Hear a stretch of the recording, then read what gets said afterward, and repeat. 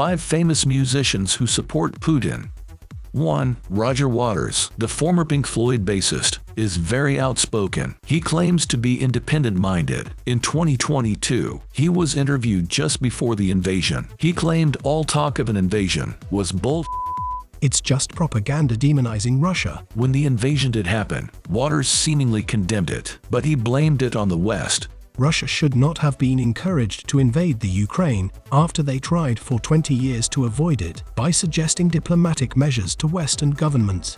Waters even spoke at the UN on Russia's behalf. He condemned Western provocateurs for starting the war. He refuses to believe evidence of Russian war crimes. It's all lies, lies, lies. Yet for all his pretense at being balanced, Waters has praised Putin. He governs carefully, making decisions based on a consensus in the Russian Federation government. Waters is a naturalized American citizen, but he hates the U.S.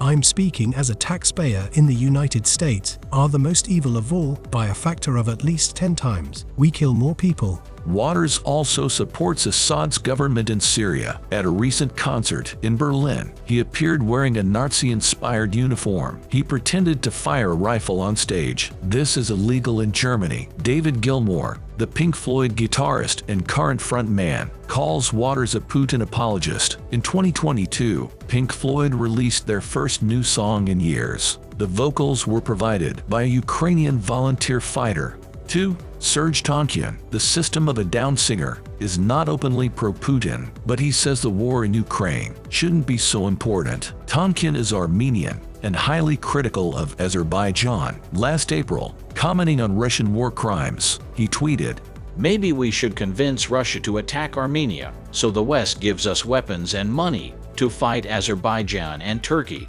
In fact, Russia is allied with Armenia, which he knows. 3. Dolmayan, System of a Down's drummer, is more like Waters. Commenting on the war in Ukraine, he wrote, "This season has always been about money. COVID was about money. Ukraine is about money. There's a game of chess being played by those in the real positions of power."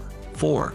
Lynn Turner. Turner used to be in Deep Purple and Rainbow. These days, he's not all that famous in the West, but he's still pretty popular in Russia. His wife is Belarusian. In 2015, Turner visited the annexed Ukrainian peninsula of Crimea. He was enraptured by Putin's speeches. "I've listened to every leader in the world. The only one telling the truth is Putin." Turner proudly wears a ring with a Russian coat of arms. "I've been wearing a Russian Federation ring for many years, because I know the truth lives here." Last August, Turner shared an interview with Roger Waters. Waters was calling Joe Biden a war criminal for supporting Ukraine.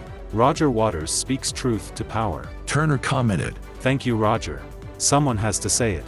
5. Fred Durst. Limp Bizkit played a show in occupied Crimea in 2015. "I wouldn't mind getting a Russian passport," Durst said back then. Since the invasion, he's been mostly silent, but Limp Bizkit's latest music video is questionable, at least. Called out of style, it uses deepfake technology. The band members are disguised as world leaders. They portray Putin, Biden, Zelensky, Xi Jinping, and Kim Jong-un. They are shown hanging out together and having a good time. Make of it what you will.